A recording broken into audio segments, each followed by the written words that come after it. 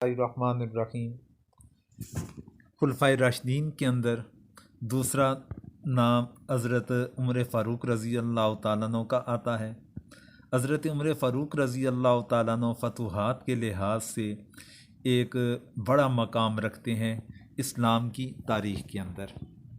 हज़रत उमर फ़ारूक रज़ी अल्लाह तआला अन्हु के दौर खिलाफत के अंदर दौर सदीकी की तरह जिहाद का सिलसिला इन्होंने जारी व सारी रखा और मुख्तलिफ़ इलाक़ों को फ़तह करने के लिहाज से इन्होंने अपना किरदार अदा करते रहे। हज़रत उमर फ़ारूक रज़ी अल्लाह तआला अन्हु की जो जंगी मुहिम्मात थी उसके हवाले से आपके गोशा गुज़ार करना चाहूँगा।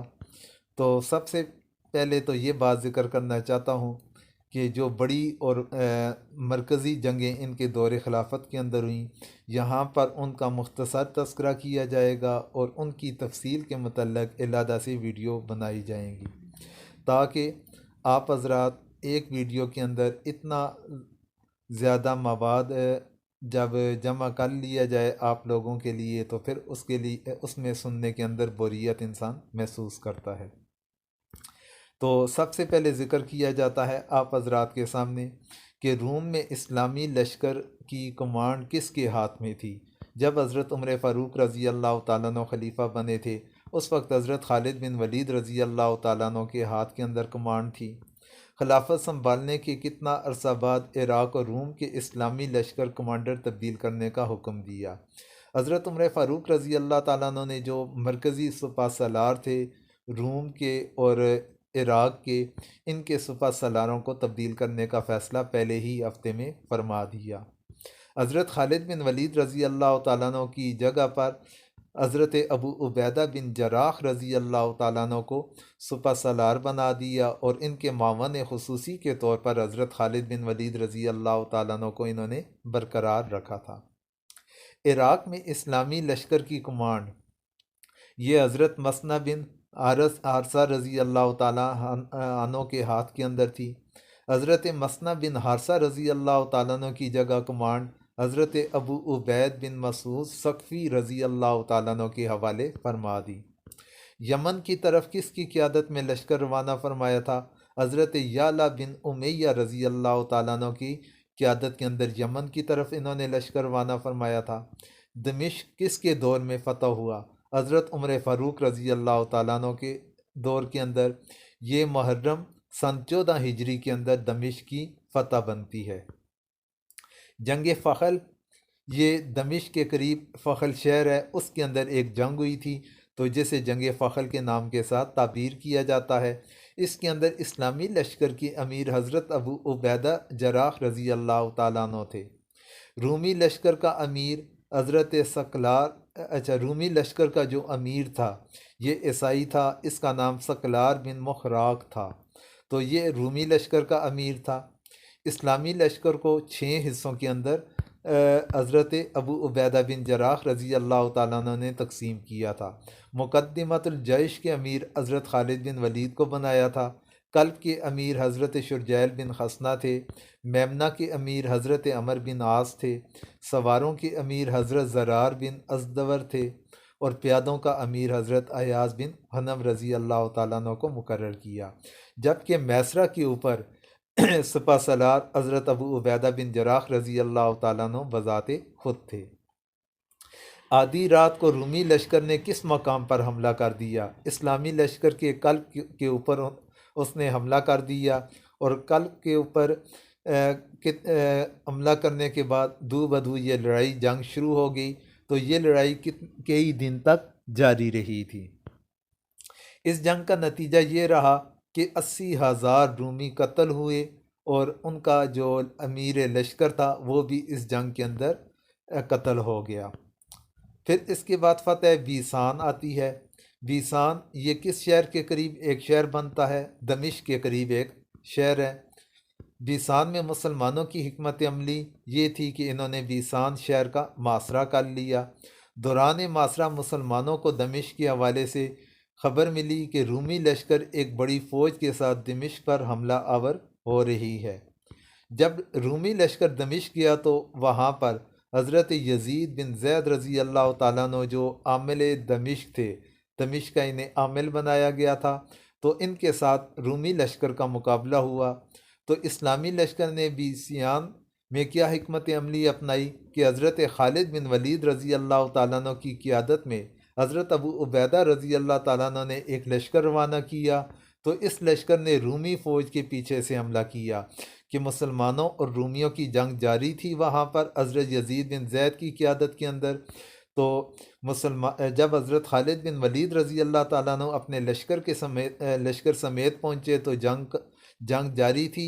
तो इन्होंने उस रूमियों को पीछे से हमला कर दिया उनके, और जब दोनों अतराफ़ से हमला हो गया, आगे से हज़रत यजीद बिन ज़ैद और पीछे से हज़रत खालिद बिन वलीद रज़ी अल्लाह ताला अन्हु, तो इस तरीके से रूमी दरमियान के अंदर फंस गए। और इस जंग का नतीजा ये निकला कि दोनों अतराफ़ से हमले की सूरत के अंदर रूमी जो फ़ौजी थे वो उनकी अक्सरियत फ़ौत होगी, कत्ल होगी। उनमें से शायद ही कोई बंदा बच पाया हो, क्योंकि इतना शदीद तरीन मुसलमानों की तरफ से दो तरफ़ा अटैक था उन पर। तो जंग कसकर ये ईरानियों के ख़िलाफ़ लड़ी गई थी। इस्लामी लश्कर के अमीर हज़रत अबू उबैदा बिन मसूद सकफ़ी रज़ी अल्लाह ताला अन्हु थे। ईरानी सरदार नुरसी था। ईरानी फ़ौज की तादाद 30,000 थी, और नतीजा ये निकला कि नुरसी भाग गया और कई ईरानी गिरफ़्तार हुए और उन्हें शिकस्त हो गई। तो उसके बाद जंग जसर आती है। जंग जसर ये भी ईरानियों के ख़िलाफ़ लड़ी गई, और ये लड़ी गई थी माह शाबान सन 13 हिजरी के अंदर। मुसलमान फ़ौज की तादाद 9,000 थी, और इस्लामी लश्कर के अमीर हज़रत अबू उबैदा मसूद सकफ़ी रज़ी अल्लाह ताला अन्हु थे। ईरानी सरदार का नाम जादविया था, और ईरानी फ़ौज की तादाद 30,000 थी। ईरानी फ़ौज में एक नई चीज़ उन्होंने इस्तेमाल की कि उन्होंने अपने लश्कर के अंदर फ़ौजियों के साथ 300 जंगी हाथियों का इस्तेमाल भी किया था। ईरानी फ़ौज इसके अंदर एक अलहदा चीज़ भी लेकर आए थे कि एक मखसूस उनका अकीदा था कि दरफश का वियानी ये किसरा का अलम था, और इनका नज़रिया ये था कि जिस जंग के अंदर दरफश का वियानी ये हमारे साथ होगा तो हमारी फ़ौज को शिकस्त नहीं होगी, किसरा का अलम होने की वजह से। तो इस जंग के अंदर इन्होंने इसका भी इस्तेमाल किया था। ये जंग दरियाए फ़ुरात के किनारे पर लड़ी गई थी। तो दरिया को पुल बनाकर अबूर किया गया था, और लड़ाई का नतीजा ये निकला कि इस जंग के अंदर मुसलमानों को बहुत ज़्यादा नुकसान हुआ। उसकी वजह ये थी कि दरियाए फ़ुरात को जब इन्होंने पार किया, वहाँ पर मुसलमानों के लिए मैदान जंग के अंदर इतनी जगह नहीं थी। हाथियों का उन्होंने इस्तेमाल किया था। हाथियों ने जब मुसलमानों के ऊपर हमला किया, हमला आवर हुए, इनके घोड़े बदिकना शुरू हो गए, और मुसलमानों ने पीछे भागना शुरू किया। तो कई मुसलमान दरिया के अंदर डूब कर भी शहीद हो गए थे। इस तरह मुसलमानों का बहुत ज़्यादा नुकसान हुआ। एक रवायत के मुताबिक 4,000 मुसलमान शहीद हुए, और दूसरी रवायत के मुताबिक 6,000 मुसलमान शहीद हुए थे। अमीर इस्लामी लश्कर का क्या हुआ? हज़रत अबू उबैदा सकफ़ी रज़ी अल्लाह ताला अन्हु भी इस जंग के अंदर शहीद हो गए थे, क्योंकि ये हाथी के कुचलने की वजह से तो ये भी हज़रत अबू उबैदा सकफ़ी रज़ी अल्लाह ताला अन्हु जाम शहादत नोश फरमा गए। इनकी शहादत के बाद अलम इनके भाई ने पहले उठाया, फिर उसके बाद लगातार 6 सकफ़ी सरदारों ने अलम को उठाया था इनके भाई की शहादत के बाद। फिर उसके बाद हज़रत मसना बिन हारसा रज़ी अल्लाह ताला अन्हु ने अलम को उठा लिया। पुल किस मुसलमान सरदार ने तोड़ा था ताकि मर्दानगी के साथ मुकाबला किया जाए? इस जंग के अंदर हज़रत अब्दुल्ला बिन मुरसद सकफ़ी रज़ी अल्लाह ताला अन्हु ने पुल को तोड़ दिया कि ताकि मुसलमानों के लिए पीछे भागने का रास्ता बाकी ना रहे, आगे दुश्मन के साथ मरो या मारो वाली पॉलिसी अपना ली जाए। तो इस पुल को तोड़ने का नुकसान ये हुआ कि मुसलमान दरिया के अंदर भी डूबकर शहीद हुए थे। हज़रत अब्दुल्ला बिन मुरसद सकफ़ी रज़ी अल्लाह ताला अन्हु की शहादत का सबब कि हाथियों की सूंडें काटते हुए ख़ुद एक हाथी के नीचे आने की वजह से हज़रत अब्दुल्ला बिन मुरसद सकफ़ी रज़ी अल्लाह ताला अन्हु शहीद हो गए। हज़रत मसना बिन हारसा रज़ी अल्लाह तआला अन्हु की हिकमत अमली उन्होंने ये अपनाई कि फ़ौरी तौर पर हुक्म जारी किया कि पुल को दोबारा बना दिया जाए और ईरानियों के साथ वो ख़ुद मुकाबले के ऊपर आगे फ्रंट पर आ गए और मुसलमानों को हुक्म दिया कि वो पुल को पार करते हुए दरिया की दूसरी जानब चले जाएं और जब तक मुसलमान दूसरी तरफ नहीं जाएंगे मैं ईरानियों के साथ मुकाबला करता रहूँगा, उन्हें रोकता रहूँगा। तो इस हद तक हज़रत मसना बिन हारसा ने ईरानियों को रोके रखा कि जब तमाम मुसलमान अफराद ने दरिया को अबूर कर लिया पुल से, फिर आखिर में हज़रत मसना बिन हारसा बज़ाते खुद पुल को उन्होंने पार किया था। ईरानी फ़ौज की हिकमत अमली की उन्होंने पुल पार करके मुसलमानों का मुकाबला करने की बजाय मदाइन वापस चले गए। अब उन्हें पता था कि मुसलमान ज़ख्मी हैं, मुसलमान गुस्से के अंदर हैं, अगर हमने पुल पार करके मुसलमानों के साथ मज़ीद लड़ाई की तो ऐसी सूरत के अंदर हमारे लिए शिकस्त भी हो सकती है। फिर इस जंग के अंदर 6000 ईरानी कत्ल हुए थे। फिर इसके बाद आता है जंग बवैब। जंग बवैब ये ईरानियों के ख़िलाफ़ लड़ी गई थी और ये रमज़ान सन 13 हिजरी के अंदर लड़ी गई। तो ये दरियाए फ़ुरात के किनारे बवैब पर ये लड़ाई लड़ी गई थी। तो इस्लामी सुपा सलार हज़रत मसना बिन हारसा रज़ी अल्लाह तआला अन्हु थे। ईरानी सुपा सलार का नाम मेहरान हमदानी था। ईरानी फ़ौज की तादाद 12,000 थी। 12,000 उनका पेशावर फौजी था और उसके अलावा इन्होंने एक बड़ा लश्कर अवाम का भी अपने साथ में जमा किया लड़ाई लड़ने के लिए और नतीजे के तौर पर मेहरान हमदान समेत 1,00,000 ईरानी कत्ल हुए, जबकि इसके मद्दे मुकाबल सिर्फ 100 मुसलमानों की शहादत हुई थी। जंग के असरात ये हुए कि ईरान पर बादशाह उस वक्त एक औरत की थी, तो उसे नौसत समझकर उतार दिया गया और इसकी जगह पर जज़दजर को बादशाह बना दिया। इसके बाद आती है जंग कासिया। इसका भी एक बहुत बड़ा नाम है, इसलिए इसके ऊपर मैंने एक अलहदा वीडियो क्लिप तैयार इंशाअल्लाह करूँगा, तो उसके अंदर इसकी तफसील होगी। यहाँ पर मुख्तसर तौर पर ज़िक्र करना चाहूँगा कि यह मुहर्रम 14 हिजरी के अंदर जंग कासिया हुई थी। इस्लामी लश्कर के सुपा सलार हज़रत साद बिन अबी वक़ास थे। फ़तेह मदाइन ये सन 16 हिजरी के अंदर हुई थी। इस्लामी लश्कर के सुपा सलार हज़रत साद बिन अबी वक़ास थे। जंग जलूला ज़िकादा 16 हिजरी के अंदर हुई, तो ये भी ईरानियों के ख़िलाफ़ लड़ी गई। इधर ईरानी किसकी निगरानी में थे? यज़दजर की निगरानी में थे। इस्लामी लश्कर के अमीर हज़रत हाशिम बिन उतबा रज़ी अल्लाह तआला अन्हु थे। इस्लामी लश्कर की तादाद 30,000 थी। फिर फ़तेह हुमस आ गया। हुमस का फ़तह हुआ ये 17 हिजरी के अंदर। इस्लामी सुपा सलार हज़रत अबू उबैदा बिन जराह थे। इनके मावन ख़ास हज़रत खालिद बिन वलीद थे। इस्लामी लश्कर की हिकमत अमली के हुमस का पहले मासरा किया और मासरा करने के नतीजे के अंदर हुमस की अवाम ने मुआहिदा करके हुमस को मुसलमानों के हवाले कर दिया। फ़तेह कंसरीन ये सन 16 हिजरी के अंदर हुई थी। इस्लामी लश्कर के अमीर हज़रत अबू उबैदा बिन जराह ने हज़रत खालिद बिन वलीद की अमारत में एक लश्कर रवाना किया। रूमी सुपा सलार उस वक्त मीनास था और इसका मकाम हिरकल के बाद बड़ा तसव्वुर किया जाता था। ये जंग कैसे हुई थी कि काफ़ी लड़ाई हुई और काफ़ी लड़ाई के बाद मीनास भाग गया और मुसलमानों ने शहर का मासरा किया और उसके बाद अल्लाह ने इन्हें फ़तह अता फरमा दी। फ़तेह की सारिया ये भी सन 16 हिजरी के अंदर हुई। इस्लामी लश्कर के अमीर हज़रत अमीर मुआविया रज़ी अल्लाह तआला अन्हु थे। रूमी फ़ौज की तादाद 1,00,000 थी। 80,000 उनमें से कत्ल हो गए और मुसलमान की सारिया में फ़ातह बन गए। जंग इजनादैन ये सन 16 हिजरी के अंदर हुई। इस्लामी लश्कर के सिपा सलार हज़रत अमर बिन आस थे। रूमी फ़ौज का सिपा सलार अरतबून था। अरतबून के पास हालात का सही जायज़ा लेने के लिए किसको सफ़ीर बनाकर हज़रत अमर बिन आस रज़ी अल्लाह तआला अन्हु ने रवाना किया था।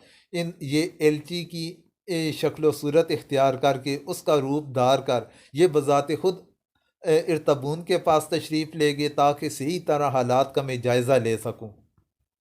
अरतबून क्या इनको पहचान गया? इसको यकीन था कि हज़रत अमर बिन आस रज़ी अल्लाह ताला अन्हु ये बज़ात खुद हैं या उनका कोई ख़ास मशीर है जो जिसके मशवरे के ऊपर हज़रत अमर बिन आस अमल दरामद करते हैं। उसे इतना पूरा यकीन हो गया। जब उसे इस बात का यकीन हो गया तो उसके बारे में हज़रत अमर बिन आस रज़ी अल्लाह ताला अन्हु के बारे में उसने हुक्म जारी कर लिया कि इन्हें धोखे के साथ कत्ल कर दिया जाए। जब हज़रत अमर बिन आस रज़ी अल्लाह ताला अन्हु को उसके इरादे का पता चल गया, समझ गए कि वो मेरे कत्ल करने का इरादा कर रहा है और इसने हुक्म भी जारी कर दिया। हज़रत अमर बिन आस रज़ी अल्लाह ताला अन्हु ने एक जंगी चाल चली और उसको धोखा देकर अपनी जान बचाने के अंदर कामयाब हो गए।